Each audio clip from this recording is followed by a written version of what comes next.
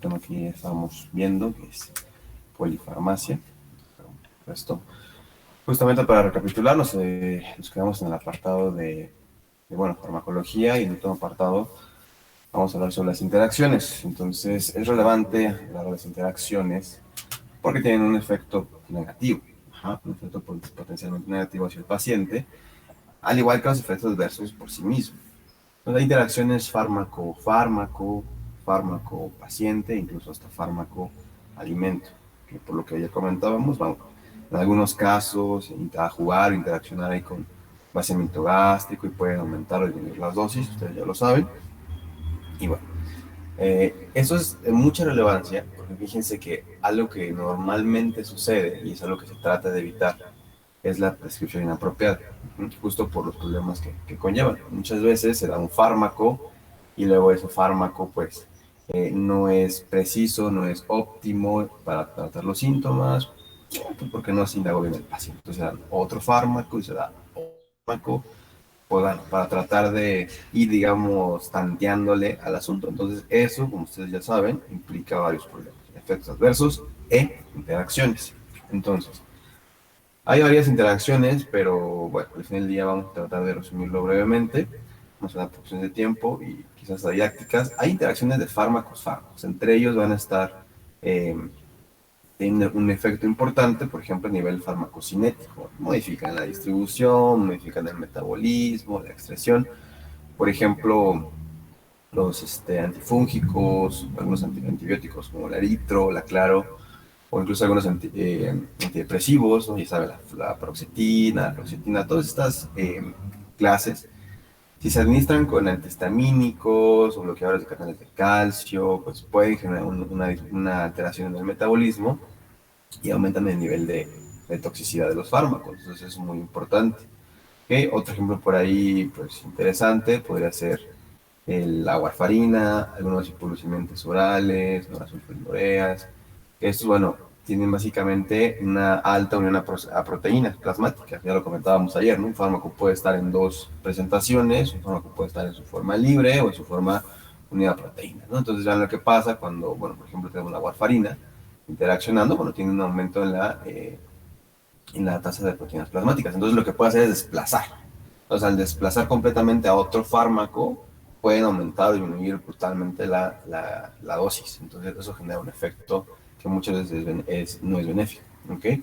Porque aumenta el riesgo de toxicidad, ¿no? Y así hay muchos ejemplos. Esta es una tableta que me gustó mucho de bibliogeriatría, pero bueno, aquí vienen muchos ejemplos, ¿no? Por ejemplo, litio y diuréticos, eh, por ejemplo, y antiácidos, hay muchos ejemplos. Ahora, así como hay interacciones fármaco-fármaco, recordemos que el paciente adulto mayor pues, es un paciente especial. Entonces, estos fármacos interactúan con la enfermedad. Hay un paciente que ya es añoso, con múltiples patologías, pues ya tiene un sistema patológico bien establecido. Entonces, por ejemplo, algunos diuréticos, pues tenemos, no sé, la furosemide, por ejemplo. Si el paciente es diabético o tiene un mal estado nutricional, pues bueno, podría haber un problema, ¿no? Por ejemplo, los diuréticos con pacientes diabéticos, por lo general hay que tener mucho cuidado porque tienen a disminuir la tolerancia de la glucosa, pueden incrementar el riesgo de deshidratación, ¿okay? No es lo mismo un paciente joven que es un diurético, un paciente añoso, ¿okay? Los mismos, bueno, los inhibidores de la enzima, los IECAS, pues, sabemos que tienen un problema grave a nivel renal, entonces hay que tener mucho cuidado, ya no es lo mismo, la función renal ya no es la misma, los beta bloqueadores, por ejemplo, hablando de los diabéticos, ¿no? Sabemos que una crisis hipoglucémica, pues la forma de detectarlo es que hay una respuesta de compensación adrenérgica, ¿no? Entonces, si el paciente tiene ahí un metoprolol o propanolol, pues mal dosificado, pues podría, por ejemplo, enmascarar las respuestas hipoglucémicas, entonces no podríamos eh, tener esa situación con el paciente diabético y un buen control. Ni se diga, por ejemplo, en el caso de las crisis de POC que se pueden enmascarar, etcétera. No hay muchos ejemplos, todos los opioides, por ejemplo, generan estreñimiento, entonces es un paciente bueno, es un paciente añoso que con muchos fármacos puede tener incluso hasta más problemas, ¿no? Algunos antipsicóticos pueden empeorar el mal de Parkinson, las discinesias, entonces esto es bastante complicado. Y se diga, por ejemplo, algunos psicotrópicos, algunos psicotrópicos que pueden incluso aumentar el riesgo de la demencia y, bueno, generar una disminución en la función cognitiva, ¿ok? Y entonces así hay muchos, muchos, muchos ejemplos. Pero lo importante es tener eso muy, muy en cuenta. Ahora, viene la tercera gran pregunta. ¿Cómo lidiamos con la polifarmacia? ¿Qué podemos hacer? Realmente la idea de lidiar con la polifarmacia tiene que ver con, básicamente, disminuir la polifarmacia y, si es que tiene que tener varios medicamentos, darlos de la mejor manera, es decir, optimizar el uso de medicamentos, ¿ok? No solo porque, pues, estamos hablando de la calidad del paciente, sino también porque hablamos del buen uso de recursos médicos. Ustedes saben que a nivel, disculpen aquí por ahí mucho ruido, espero no se escuche, pero ustedes saben que a nivel macro, a nivel grande, a nivel poblacional, pues hay un montón de institutos, un montón de recursos. Entonces un sistema de salud que tiene que dar mucho dinero para muchas medicinas se cansa. Entonces la idea, incluso hasta en países de mucho dinero, pues se trata de buscar optimizar para que los gastos del sistema de salud no vayan teniendo muchas pérdidas. Eso es lo importante. Y entonces, pues, bueno, pueden tener mejores recursos, más dinero para otras cosas. Entonces, el primer problema que hay que evaluar cuando tratemos de resolver esta situación es pensar en MM. La polifarmacia habla de muchos fármacos y que son malos, ¿ok? Por ende, está la prescripción inapropiada. Entonces, sabemos que toda prescripción inapropiada tiene un riesgo mayor de efectos adversos, ¿no?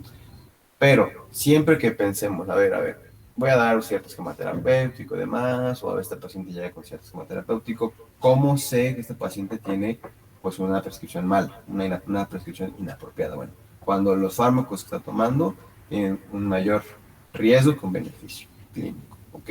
Cuando el medicamento que está tomando está en mal dosis o en mala frecuencia, está tomando, por ejemplo, no sé, lleva su ketorolaco como por 3 semanas, ¿no? O sea, eso no tiene que ser. O, por ejemplo, en vez de tomar paracetamol, no sé, cada 6, cada 8 horas, quizás está tomando paracetamol cada 2, 3 horas. Uh -huh. Entonces, o las dosis, por ejemplo, ¿sí? Entonces, esa es la cuestión. Todo el fármaco tiene su dosis, digamos, tope, recomendable. Entonces, bueno, eso es muy importante. Y algunas veces también, para detectar cuando se está prescribiendo mal, tiene que ver con los efectos, con las clases, ¿no? Entonces, a veces están tomando varios medicamentos y a lo mejor pues no es necesario tomar un diurético y aparte otro antihipertensivo. A lo mejor se puede buscar otras herramientas, otros consensos, y bueno, así hay varios ejemplos. Tenerlo muy, muy en cuenta. Ahora, dicho lo anterior, hay varias herramientas que ayudan a este proceso. Toda herramienta que vamos a ver aquí tiene el objetivo principal de optimizar el uso de medicamentos. Hay herramientas que se llaman implícitas, que son como, digamos, una especie como de guías clínicas que tratan de guiar al profesional de la salud, que se dice que son guías, disculpen, hay camiones, pero no se escuche. Entonces, estas guías, perdón, o estas herramientas implícitas, no es otra cosa más que el buen juicio del médico. Sin embargo, esto tiende a ser un poco complicado, por lo que se optan por herramientas explícitas. Y estas herramientas, pues, son más sencillas, son básicamente como normas, como puntos o listas que tienen que seguir, son más explícitas, son más sencillas, y la idea es que sean reproducibles y estandarizadas, porque se ha visto que a nivel mundial, pues los médicos no tienen quizá la mejor prescripción del mundo en cuanto al adulto mayor. Entonces, no, ustedes no pueden mejorar, bueno, no podemos mejorar nada que no está estandarizado, ¿no? O sea, si ni siquiera te vas a correr a las mañanas, pues no puedes ponerte metas de correr más rápido, generar más masa muscular, más resistencia, no. Tienes que poder estandarizarlo y luego mejorarlo. Para eso, entonces, están las herramientas que ya conocemos, ¿no? Están las clásicas, de Beers, Stop Start, pero hay muchísimas más, es un mundo. Está la IPET, que son canadienses, la MAI, la MSQ, el famosísimo COBE, la NORGEP. Todas estas son básicamente escalas o herramientas, más herramientas, muchísimo más precisas, que algunas tienen que ver con los costos, otras tienen que ver con que la función renal, son más específicas, ¿ok? Sin embargo, sabemos que las más socorridas son dos, ¿no? Los criterios de Beers, que son publicados ya de la década del 90 por el doctor Mark Beers, y los criterios Stop Start, un poco más recientes. Estos son, digamos, más empleados en Europa, porque en Europa, curiosamente, no se optaron ampliamente los criterios de Beers, pues son norteamericanos, son parte de la AGS. ¿ok? La Asociación Americana de Pediatría. Entonces, los criterios de Beers son más europeos, de hecho son irlandeses. Dato curioso, que quizás es un poco innecesario, pero a aquellos que les gusta la música, yo creo que este apellido sí lo van a ubicar, ¿no? Gallagher. Pero bueno, entonces, estas son herramientas muy importantes. Ya por ahí la compañera Margarita Magui nos hizo el favor de, en su diapositiva de escalas, incluir los criterios Star actualizados de la GPC. Entonces, vamos a enfocarnos un poco más en los criterios de Beers. Entonces, los criterios de Beers básicamente son factores, bueno, son factores, son listas, son recomendaciones de fármacos que se deben de evitar, que o sea, se pueden usar con mucho cuidado y otros que pueden interaccionar, ¿ok? La idea es que estos se van actualizando constantemente, desde el lejano 91 hasta la actualidad, pues se han ido actualizando constantemente. Entonces aquí tengo unos ejemplos de lo más actual, que es del 2019, porque realmente es una lista enorme y pues no sería muy didáctico pues leerles una tabla, ¿no? O un montón de indicaciones, ¿no? La cuestión es que van clasificados, ¿no? Por ejemplo, aquí nos damos cuenta que son fármacos que se tienen que evitar y se van organizando siempre por clases, dependiendo. Que son anticolinérgicos, antitrombóticos, antibióticos, son cardiovasculares, etcétera, etcétera, etcétera, etcétera, ¿no? Por ejemplo, vamos a pensar aquí en cardiovasculares, ¿no? Por ejemplo, la clonidina, ¿no? La clonidina que es más como para cuestiones de tratamiento de hipertensión resistente, ¿no? Pues aquí te dicen, vamos a evitar clonidina en la primera línea, tratamiento de hipertensivo, ¿no? Y así nos vamos, son indicaciones muy finas de qué medicamentos se tienen que evitar en el adulto mayor, ¿ok? De igual manera, bueno, hay más tablas, aquí en el caso de neurofármacos, bueno, algunos antipsicóticos, las benzodiazepinas, por ejemplo, ¿no? Que hay que evitarlas porque algunos adultos mayores vienen a incrementar la sensibilidad, ajá, el metabolismo, entonces básicamente hace más efecto y bueno, más riesgos, ¿no? Más que nada en el caso de las benzodiazepinas, con la cuestión cognitiva, ¿no? Y se andan cayendo el adulto, por ahí, bueno. Hay otra clasificación, ¿no? Aquí son los sistemas endocrinos, ¿no? Por ejemplo, gastrointestinal, ¿no? Porque la metoclopramida, habrá que tener mucho cuidado por ahí con las cuestiones dopaminérgicas, ¿no? Si el paciente tiene Parkinson, pues vas a dar metoclopramida, ¿no? Pues tiene problemas con las disinesias. Así muchos, muchos ejemplos. Que algo que también tiene los estudios de Beers son aquellos fármacos que interactúan con ellos. Entonces aquí, por ejemplo, vienen varios ejemplos de igual manera por clases, cardiovasculares, neurofármacos, ¿no? Aquí está la tablita bastante didáctica. Y bueno, ejemplos hay muchos, ¿no? Igual con la función renal. Y hay un apartado que se me hizo bien interesante, que aquí se lo voy a mostrar, porque si bien Beers no es una escala que sea súper fina con la cuestión renal, porque hay otras escalas que son más finas, hay un apartado que ya incluye la actualización del 2019 de fármacos y la función renal. Entonces, por ejemplo, acorde a la deposición de creatinina, bueno, podemos saber si se da o no un fármaco o qué indicaciones tiene, ¿no? Por ejemplo, vamos a poner, ¿no? Trimethoprim, si la función, bueno, aquí dicen, hay que reducir la dosis, ajá, si está dentro de 15 a 29 mililitros por minuto, y si de plano la tasa está a menos de 15, pues lo evitamos, ¿no? De igual manera, pues con muchos fármacos, ¿no? La espironolactona sabemos que pues, se debe de evitar porque genera hipercalemia, ¿no? Entonces se me hizo bastante útil esto, porque por lo general, porque lo hemos visto en Netflix, pues no se cuida mucho el riñón de los pacientes y creo que muchas veces ni siquiera el del adulto mayor, que es un riñón más delicado. ¿Ok? Entonces, esas son algunas situaciones respecto a esto. Bueno, aquí, después un caso clínico que venía en la guía de actualización, la verdad es que se ve bastante como complejo y de miedo, pero bueno, vamos a leerlo porque es muy simple, ya verán que es muy didáctico. Por ejemplo, hay un paciente de 82 años, tiene una historial médico de fibrilación auricular, tiene depresión, tiene insuficiencia cardíaca con reducción de la fracción de eyección, tiene osteoartritis, es diabético tipo 2 y lo ven por primera vez en su clínica, ¿no? Es primerizo. Bueno, este paciente, recientemente lo hospitalizaron por un problema ahí de la IC, en el trasero, y bueno, uno está checando los medicamentos que tiene, ¿no? Entonces, aquí hay un error, porque está tomando 200 miligramos, no explican de qué. Luego está tomando aspirina, 81 miligramos diarios, duloxetina, 60 miligramos diarios, furosemida, 40 miligramos diarios, glipicida, no sulfonilurea, 5 miligramos, una tableta de vez al día, ibuprofeno, 200 miligramos, 3 tabletas 3 veces al día, linocipril, 40 miligramos diarios, metformina, 500 miligramos de 2 tabletas 2 veces al día. Metoprolol, bueno, succinato de metoprolol, 25 miligramos diarios y 5 miligramos diarios de warfarina. Entonces, hasta aquí creo que ya hemos dicho que esto es igual a la definición de polifarmacia, ¿cierto? Ya son hasta más de 4 medicamentos en un paciente de más de 65 años. Bueno, esto es polifarmacia. Y lo importante es, ustedes aquí que ven raro, ¿no? Pero realmente es un problema cardiovascular, diabético, etcétera, ¿no? Aquí la cuestión, y esto es un ejemplo muy didáctico, de lo que ya nos comentaba la doctora en la semana, pues es que hay que tener en cuenta la polifarmacia que es necesaria. Y como yo les comentaba, factores o cosas que nos hacen ver si está o no bien prescrito es los fármacos que se usan, la condición del paciente, vamos a individualizar al paciente, y aparte de las dosis, los tiempos. Entonces, por ejemplo, aquí pues les hago la pregunta, ¿qué podrían ver aquí raro? Yo creo que si nos damos cuenta, pues básicamente la aspirina, pues un problema cardiovascular, ¿no? Porque está. Duloxetina, pues porque tiene depresión, ¿no? Furosemida, pues tiene insuficiencia cardíaca, no se la podemos quitar. La glipizida y la metformina porque es diabético, ¿no? Ay, Dios, me disculpa. El ibuprofeno porque pues tiene osteoartritis, ¿no? Sin embargo, si se dan cuenta, está tomando una dosis algo elevada de ibuprofeno.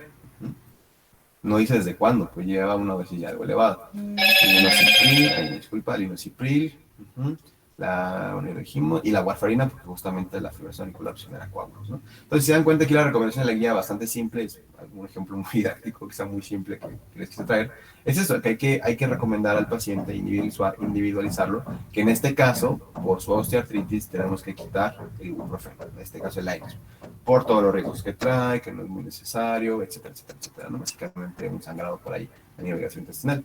Y entonces, ¿qué se le da al paciente para el dolor? Pues Pena acetaminofén o un paracetamol. Bueno, un pequeño casito muy, creo que muy simple, pero igual y puede ayudar a hilar las ideas. Ahora, por último, ya hemos hablado mucho de la polifarmacia, pero un apartado creo que me parece muy relevante es el apego al paciente, ¿no? El apego que tiene el paciente con los medicamentos. Entonces, hay varias estrategias para que el paciente tenga apego, porque pues aunque tenga medicamentos y todo, pues si no lo sigue, va a ser muy complicado. Entonces, por lo regular, no olvidemos hacer todos los regímenes que sean simples. Ajá. Cada régimen es más complicado y le hacemos más trabajo, entonces hay que hacerlos más simples, que pues sean a las mismas horas, mismos momentos, que tengan algún tipo de importancia con la rutina, ¿no? Pues el medicamento me lo tomo en el desayuno o después del desayuno, y a lo mejor los otros me los tomo ya antes de ir a dormir o en la tarde, que siempre haya una rutina bien establecida para que no haya piernas, no haya problemas, que se eduque tanto al paciente, pero a los familiares, al igual que los cuidadores, pues, si es el caso. Y bueno, básicamente que el paciente, pues, o sea, tener mucha vigilancia con el paciente, que no tenga ningún tipo de dificultad en cuanto a partir las pastillas, eso en conjunto con la familia, abrir los frascos, etcétera, etcétera, etcétera, etcétera. Entonces son indicaciones, son más bien recomendaciones que nos pueden servir mucho al momento de pues, tratar a un paciente, ¿no? Porque sabemos que es muy, muy común la polifarmacia. Entonces nos va a tocar en algún momento de la vida. Bien, y con esto vamos a terminar la clase del día de hoy, la charla del día de hoy. Bueno, como actividad complementaria que nos comentaba la doctora, yo les quise traer este pequeño apartado, les quiero recomendar un libro. Sé que nunca hay tiempo y nos tengo que hacer tiempo, pero les quiero recomendar este libro. La verdad es que cuando yo estaba leyendo el tema, no pude evitar pensar en este libro, incluso desde que entré a geriatría y tocamos los primeros puntos. Este libro tiene mucha, pero mucha visión geriátrica. Se llama Confesiones de Henry Marsh, es un neurocirujano británico, justamente retirado, y te cuenta sus patoaventuras de cuando era joven y principalmente cuando estaba retirándose. Entonces cuenta mucho esta transición de estar a punto del retiro como neurocirujano, lo que implica el irse, lo que implica el ya no hacer lo que ama, el miedo a la vejez, el miedo a la demencia, él tiene mucho miedo a la demencia, justamente el cómo es trabajar como neurocirujano, ya con 30 años encima, es completamente diferente. Y habla mucho sobre la vida, habla mucho sobre la vida médica, tiene muchas cuestiones éticas que habría que poder revisar. Y pues bueno, básicamente, si alguno de ustedes tiene la duda de si quiere ser cirujano, si no quiere ser cirujano, bueno, este libro creo que les puede dar una buena idea, al igual que si alguno de ustedes quiere ser neurocirujano, creo que definitivamente les puede dar mucho. Es un libro bastante, bastante recomendable. ¿Ok? Y con eso sería todo por mi parte. El artículo que revisé para la charla. Fue un artículo un poquito, perdón, es rico que venga. Bueno, es un artículo que encontré en una revista que es más sobre epilepsia y comportamiento, sin embargo, toca muchos puntos respecto a la, pues digamos, a la adultez, ¿no? En este caso, a la visión geriátrica. Entonces, básicamente es la epilepsia en la vejez. Es básicamente un reto importante porque es completamente diferente. Se me hizo a mí, bueno, en particular, me hizo bastante interesante. Así como hay de polifarmacia, hay polifarmacia que en cáncer, que en neuros, hay muchas, muchas más cosas que hay que revisar, muchísimas cosas precisas. Pero bueno, este artículo se me hizo eh, muy interesante porque básicamente el paciente es diferente, entonces tiene más riesgo, ajá, debido a cuestiones cognitivas, a comorbilidades.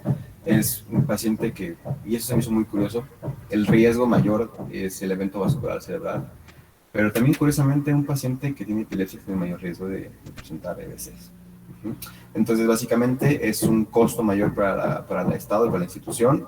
Definitivamente es un costo mayor para la familia, para la red de apoyo. Y obviamente es un daño completo a la salud del paciente que tiene epilepsia. Es un reto bastante complicado porque deteriora mucho al paciente. Y dentro de estas causas que pueden llegar a generar epilepsia en el adulto mayor, hay un 15% que no es la más relevante, porque recordemos que es el EBC, pero se me hizo muy interesante que hasta el 15% de las causas del por qué pudiese haber una epilepsia en el adulto mayor se dan por medicamentos o por tóxicos. Entonces, cuidado, ¿no? El uso de neurofármacos o de toxicidades, pues en un 15% sí podría generar un daño al paciente y pudiese debutar con epilepsia, ¿no? Que está bastante pues, raro, ¿no? Pues es muy interesante. También hablan sobre las crisis convulsivas en el adulto mayor y algo que me hizo muy interesante es que cambian algunos esquemas terapéuticos en el paciente adulto mayor.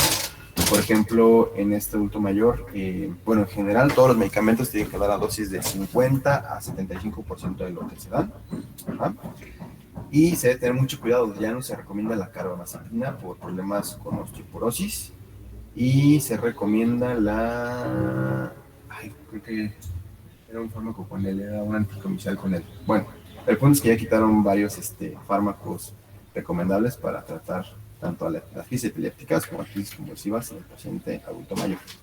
Y dicho video, no queda más que decirle muchas gracias por su atención y sería todo por el momento. Gracias. Vamos a quitar la pantalla.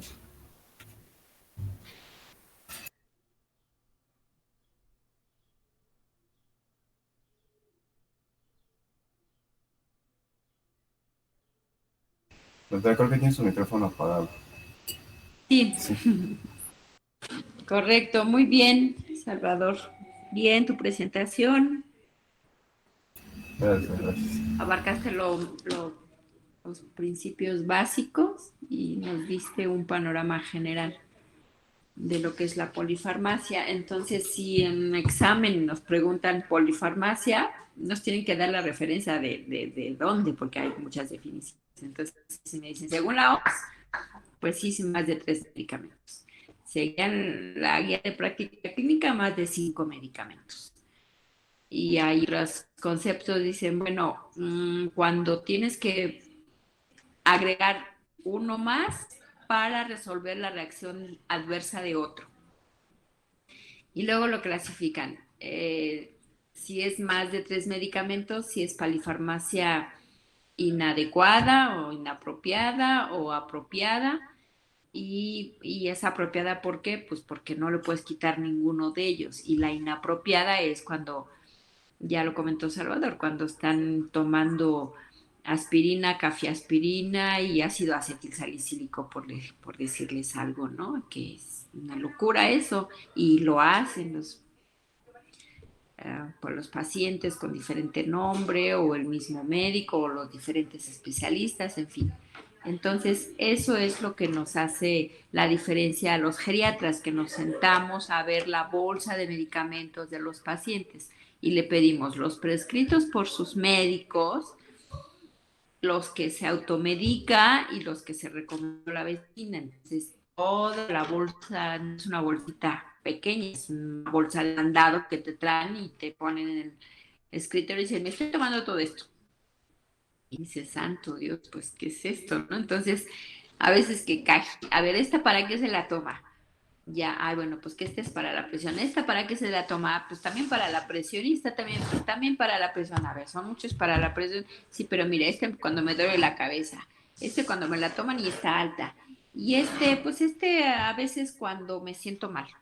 Uy, pues entonces ya desde ahí uno empieza a seleccionar cuál es el mejor medicamento, o sea, vamos a darle un tratamiento personalizado al adulto mayor por su edad, su proceso de envejecimiento, sus morbilidades o multimorbilidad, por su condición económica, por su capacidad física, por si a su anatomía le voy a mandar inyecciones, pero ya no tiene pompi, ¿de dónde le voy a poner la inyección intramuscular? Va a ser, tener que ser intraósea, porque hay ya no hay músculo donde poner la intramuscular. Entonces, como que para qué se la mandas intramuscular, piénsale en otra vía de administración.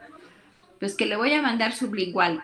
La boca del viejo es seca, ahí se va a quedar erosionando la mucosa bucal y no va a tener efecto el medicamento. Búscale alguna vía de administración. Entonces, vean ustedes la capacidad que nosotros tenemos para entender todo esto que nos dijo Salvador, pero darnos el tiempo de ir seleccionando la mejor opción, pues a lo mejor ya es una cantidad de medicamentos importantes, no le quiero agregar algún otro más, pero se me olvida que a lo mejor hay medios físicos para el dolor, por ejemplo, que yo les digo que son chiqueadores, ¿no? Calor local, alguna desinflamatorio local, diclofenaco, ese sí lo pueden manejar por vía local. Eh, TENS, rehabilitación, terapia física, ultrasonido, diatermia, en fin, hay algunas otras cosas que le puedo yo ofrecer sin tener que agregar otro fármaco más a su lista larga. Entonces, de esta bolsa de medicamentos seguramente voy a ir quitando lo que no y ya quedándome con 4 o 5 medicamentos que no se los puedo quitar. Entonces, si es una polifarmacia, si es una polifarmacia apropiada. ¿Qué es lo que me hace responsabilidad? Ir a buscar los efectos adversos, las reacciones adversas, los efectos colaterales, la interacción medicamentosa, la interacción fármaco-fármaco, fármaco-persona, fármaco-morbilidad, en fin, entonces ya con eso ustedes como que ya tienen la competencia de ir seleccionando qué medicamento para qué tipo de paciente, ¿ok? Y no ser manejadores de síntomas, prescriptores de síntomas, sino si todos esos conjuntos de síntomas corresponden a una etiología única, pues mejor manejo esta etiología única y no le estoy dando curitas, ¿no? Que uno para el dolor de cabeza, que otro para el dolor de la rodilla, que otro para el lumbago, que otro para ¿qué les digo? Que es muy frecuente para, pues es lo más frecuente, su artrosis, su lumbago, su dolor de cabeza a veces. Y entonces digo, pues si todo lo puedo contener en un solo analgésico adecuado para él, pues mejor uno solo que me sirva para esas 3, 4 cosas, ¿no? Entonces ir eh, agregando medicamentos, pero bien pensados. Entonces aquí les tengo un listita, lo voy a presentar.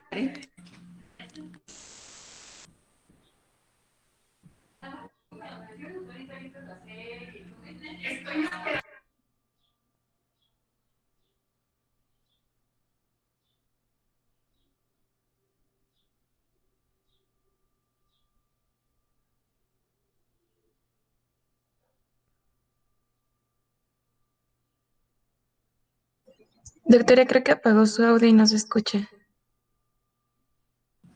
No se ve la pantalla, ¿verdad? No, No, aún doctora. no. Va.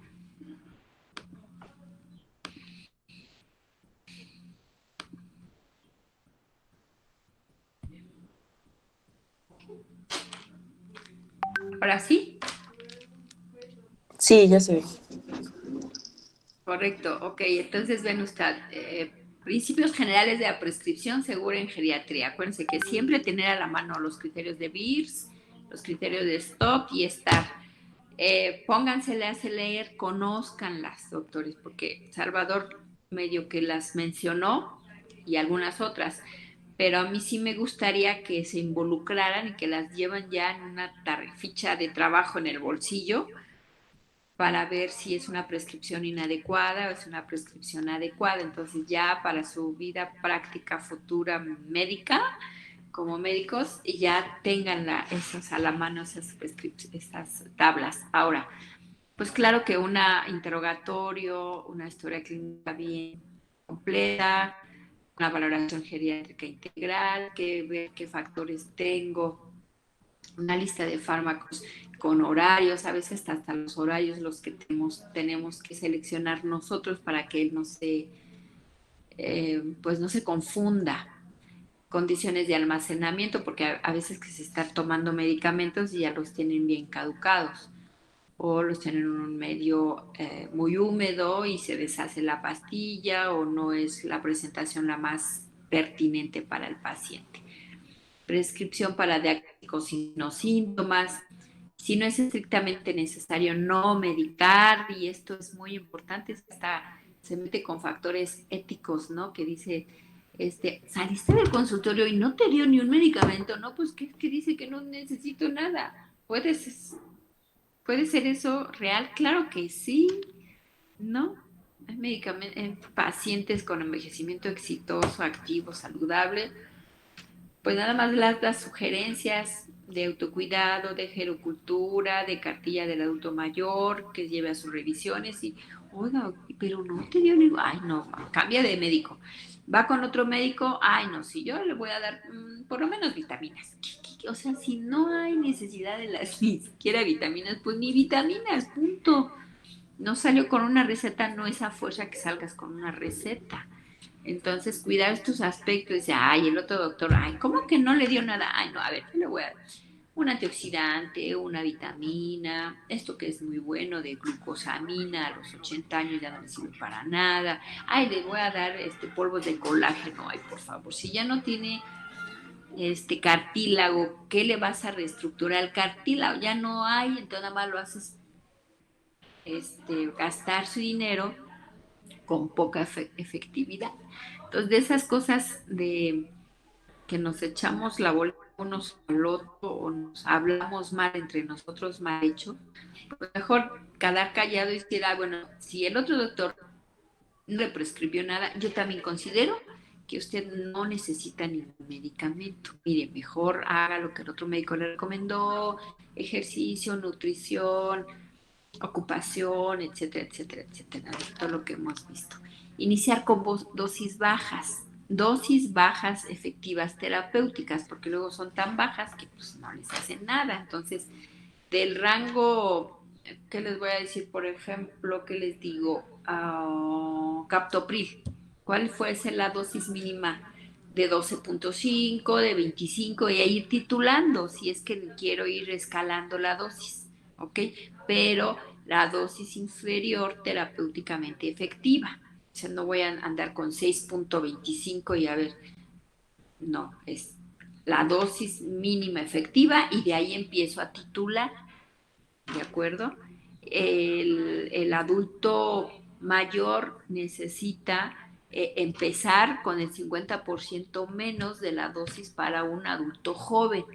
Entonces ya es una regla que vamos a empezar con la mínima dosis terapéuticamente efectiva y de ahí ir escalando. Eso es muy importante.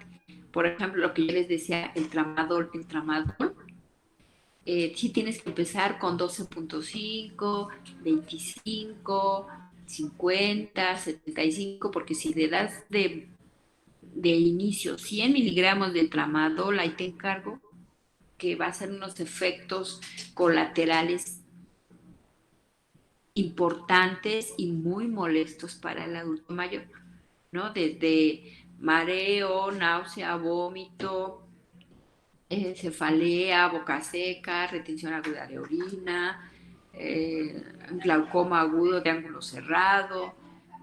¿Y qué necesidad? Si yo les estoy diciendo, o si la prescripción adecuada es ir titulando conforme la respuesta, no le voy a ir a zampar 100 miligramos, o por ejemplo, no le voy a dar una dosis, por ejemplo, de gabapentina, que cuando te la tomas también sientes, las primeras dosis sientes como mareo, como aturdido. Y si no le dices eso al paciente que va a empezar a tener eso, se asusta, ¿no?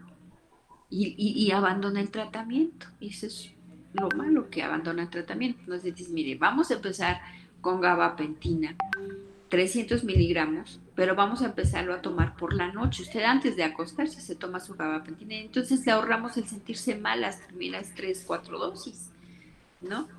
Que no fue suficiente para su neuropatía diabética, bueno, pues le voy a incrementar a 600 miligramos, pero en la tarde y en la noche. Y así vaya haciendo un poco de tolerancia, ya no va a ir a sentir tan feo.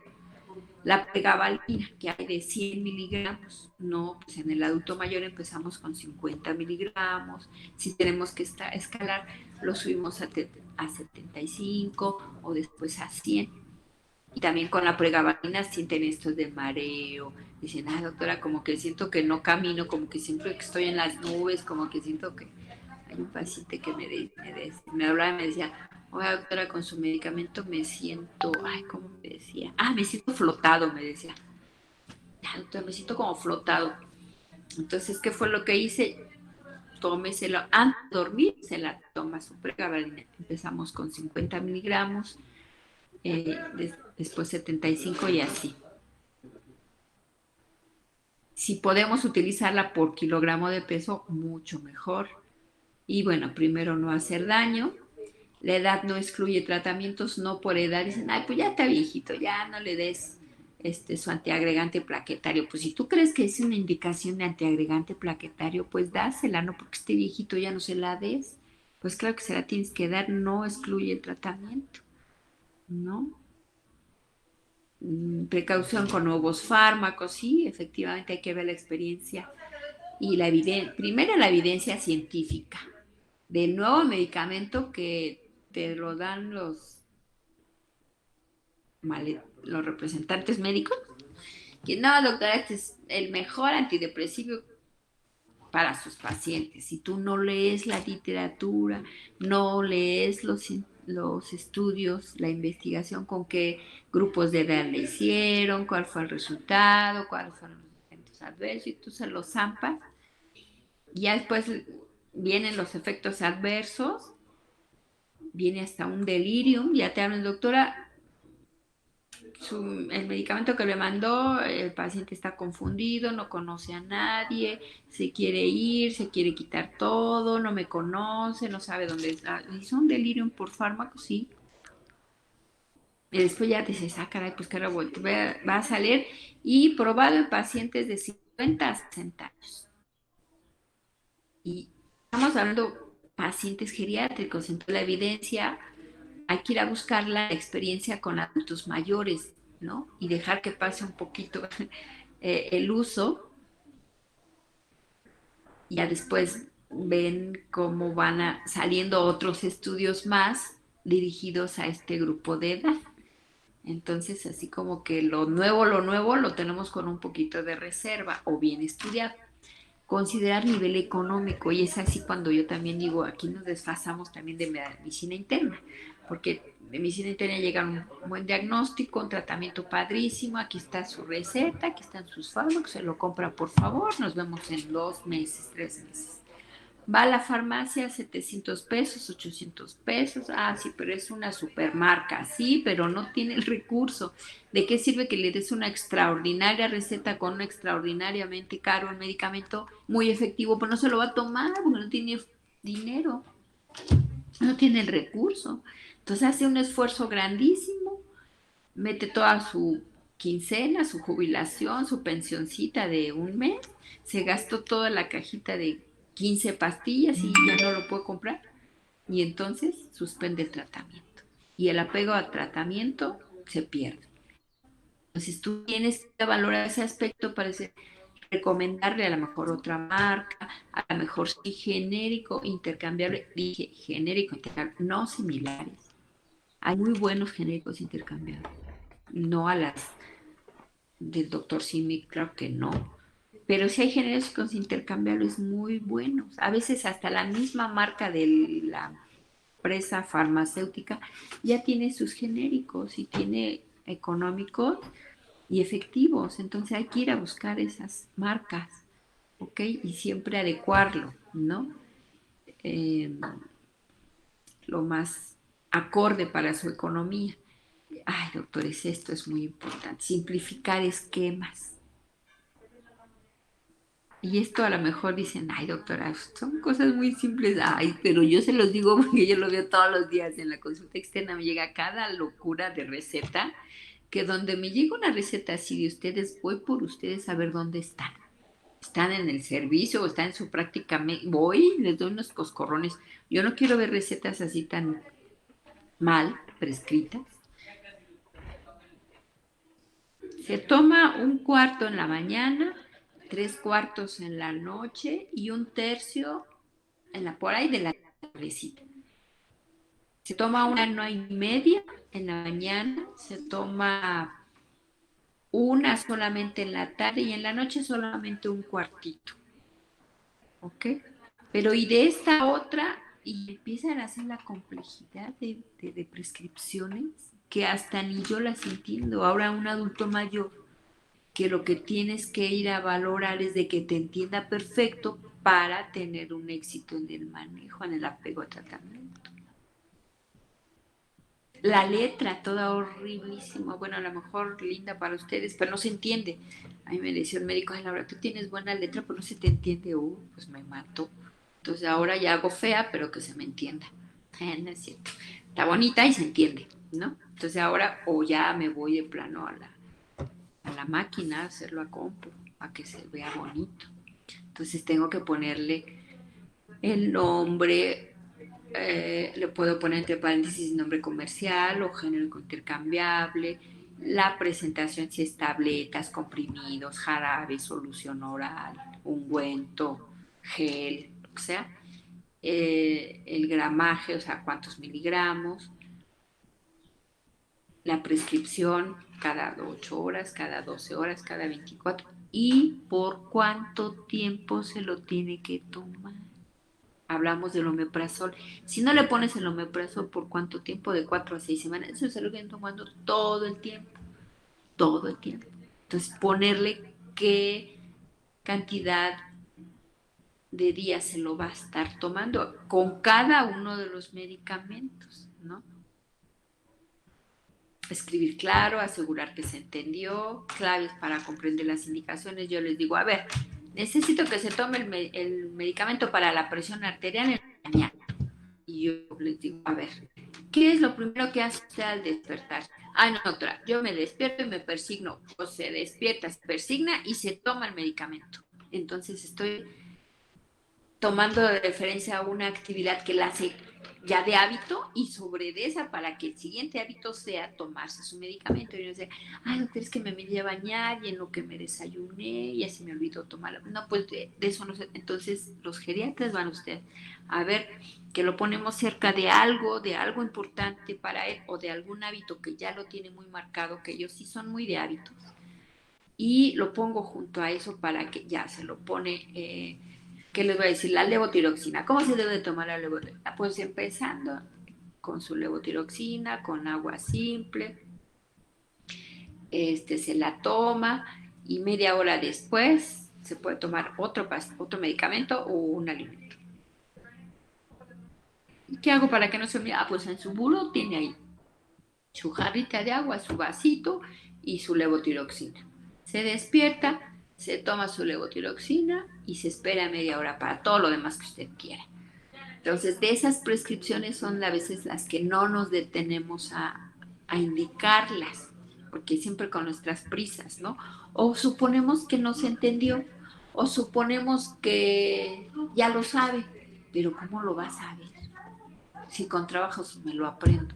Ahora, para que se lo aprenda él, pues no, tengo que explicarle al paciente y al familiar y al cuidador primario y a todo el mundo y cuantas veces sea necesario volver a repetir, ¿de acuerdo?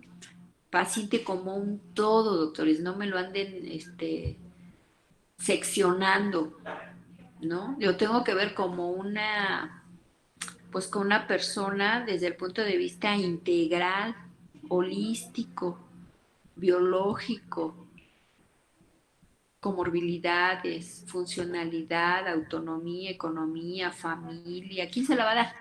Se pone su insulina, mire, se va a poner 14 unidades en la mañana y 5 unidades en la noche, antes del desayuno y antes de la cena. Pero el paciente no ve, tiene osteoartrosis, tiene temblorcito esencial y no ve, simple, o está disminuido eso. ¿Quién le va a poner su insulina? Ay, no, doctora, yo no me la pongo. Ok, ¿quién se la va a poner? Pues me la pone mi hija. Ok, a ver, hija mía, ven y te voy a explicar cómo le vas a poner. Me diga, doctora, pero yo si se la pongo, pues que me voy a trabajar a las 5 de la mañana. Caray. Sí, doctora, ¿por qué me voy a trabajar? ¿Quién se la pongo? A las 5 de la mañana. Bueno, ponse a las 5 de la mañana y déjale el desayuno. Ay, no, doctora. No, si a duras penas, no. O sea, y entonces, ¿a qué horas va a desayunar el adulto mayor? No, mira, pues ya se levanta por ahí de las 10 ya se empieza a desayunar. ¿Y tú le zampaste la insulina desde las 5? No, pues le va a dar una hipoglucemia que ni Dios padre, ¿no? Ya son pacientes que llegan con un daño neurológico por una neurocopenia. ¿Qué necesidad? Entonces digo, no, pues yo prefiero que no le ponga la insulina, oiga. Oiga, y más tardecito, ¿quién llega? Bueno, ya más tardecito ya llega mi otra hermana por ahí de las 9. Bueno, pues que ya a las 9 de la mañana que le ponga su insulina y que se desayune. Bueno, doctora, pues así sí, pues así sí. ¿Qué es lo que me llevó? Tiempo, informarme y prescribir adecuadamente. Pero ya lo estoy viendo como desde un todo, ¿no? Metas de tratamiento, ¿a qué metas de tratamiento lo quiero llevar? Eso es muy importante en geriatría. Y las dos entidades más importantes de comorbilidad es hipertensión y diabetes mellitus. Entonces, yo quiero saber las metas terapéuticas a las que quiero llevar a mi adulto mayor. Doctora, ¿son iguales a los jóvenes? No, son diferentes. Ay, fíjese. Pues sí, pues estamos estudiando geriatría. Quiero conocer las metas terapéuticas. Entonces ahí les encargo a los que les toque hipertensión y diabetes, quiero que me quede bien claro a qué meta terapéutica lo voy a llevar. Cuánto de glucosa me doy por bien servida que esté controlado mi paciente. ¿De acuerdo? Tanto para presión arterial como para relación médico-paciente con empatía, no regañarlos. Ay, me encuentro a ver, si usted no se toma el medicamento como yo se lo indico, mejor ya ni venga a verme. Ay, está padre esa medicina derrotista, ¿no? ¿Por qué te enojas? Te enoja porque eres un incompetente, así de sencillo. Ay, dices que no me hacen caso. Si no te hacen caso, ¿que no le has sabido llegar, Manu? No has tenido una relación médico-paciente efectiva para que tú confíes en ella y seguramente si él confía en ti, ay no, pues es que como dijo la doctora, es que no me la estás dando como... Y eso es bonito porque dices, ya me gané a mi paciente, ya medio que garanticé que se lo esté tomando, ya lo convencí a él, al cuidador, familia. Este medicamento se lo tiene que tomar todos los días, todos los días. Sí, doctora, mire, yo le organizo su pastillero y el que se haga cargo, porque usted me dice que conserve su autonomía y su independencia. Sí, pero no seas mala onda, échale un ojito, porque una semana después dicen, oye, ya te acabaste todas las pastillas para una semana. Ay, pues yo me las tomé, ahí las vi, yo me las tomé cada 8 horas. Mamá, te dije que era cada 24, que... Entonces, o no te las seleccionaste bien, o él no te entendió, o a lo mejor sí, pero pues sí, la independencia, que todo eso, pero pues échale un ojito, ¿no? Que se la está tomando como Dios manda, ¿no? Hay una viejita que me dice, que llega, me dice, doctora, esas gotas que me mandó arden mucho. ¿Cómo que arden mucho? Sí, es que me la pongo en mis hay era unas gotitas de aloperidol antes de dormir. Se los ponía en los ojos. Háganme el santo favor. Entonces ahí ya dije, no, no puede ser. Sí, fue verdad. Entonces le expliqué a ella, le expliqué al familiar, no le hicieron una vigilancia y la señora le tocaba sus gotas, pero se las puso ocular, hagan el santo favor. Entonces dije, ay, no puede ser posible. A ver, enséñame su receta. Aquí dice que es vía oral con medio vasito de agua. Ay, pues dije gotas, pues es para los ojos. De esas cosas que se las digo yo por experiencia para que a ustedes no les pase. Para que estas pequeñas cosas tan sencillas que a veces digo, ay, ni me debería detener en eso con los alumnos. Pero luego veo la receta y digo, no, sí me tengo que entretener con ellos porque es la realidad, es el día a día de la geriatría. Y entonces eh, les comparto para que ustedes vean la importancia de cosas tan mínimas. Y ya después de ahí parto de una buena vigilancia. Y si tienen que venir el cuidador o hablarme para ver si hay alguna duda, pues hacerlo.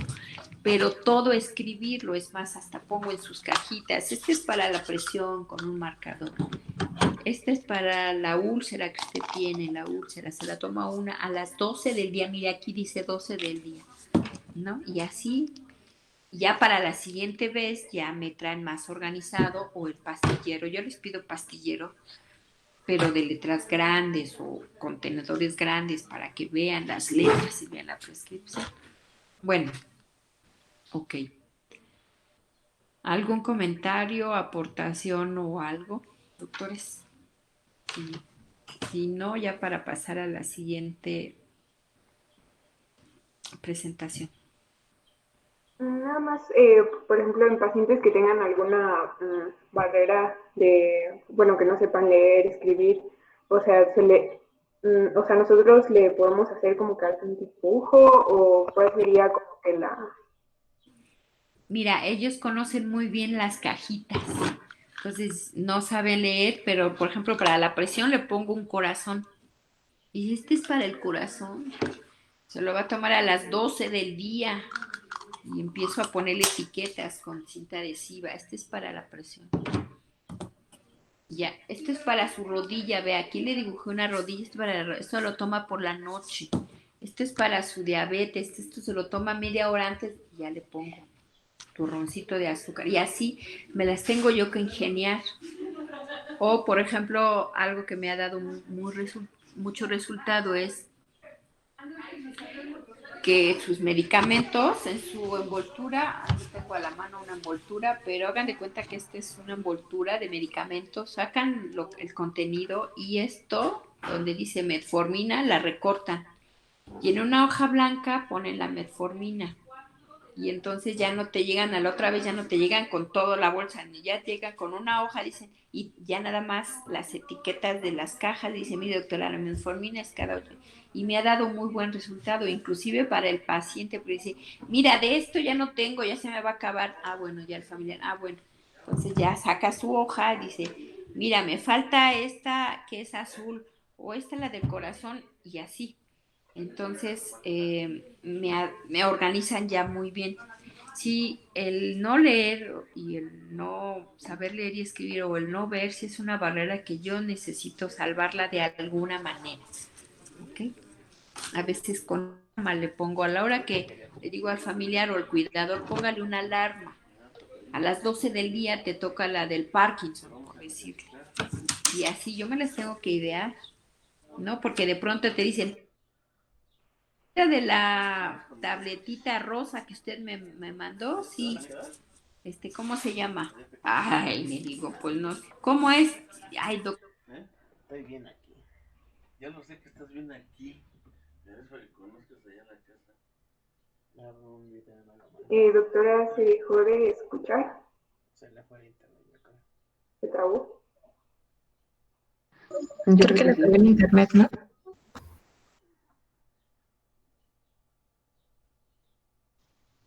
Yo no la veo, ¿ustedes la ven? ¿Qué pasa? No, se pasmó. Como están en el hospital, pues luego sí, se corta la señal. Es porque debe de haber buen internet en los hospitales. Bueno, a ver. Si sí son máquinas de escribir, quieres que haya internet, no manches.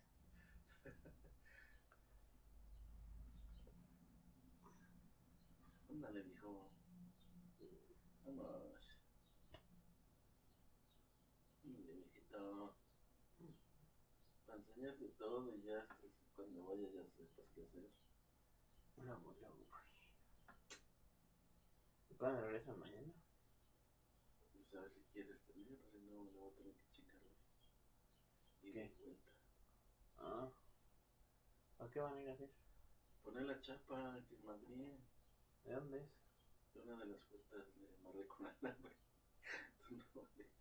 Todas arriba sin cama. Sí. Dejan las camas, los colchones son los caros.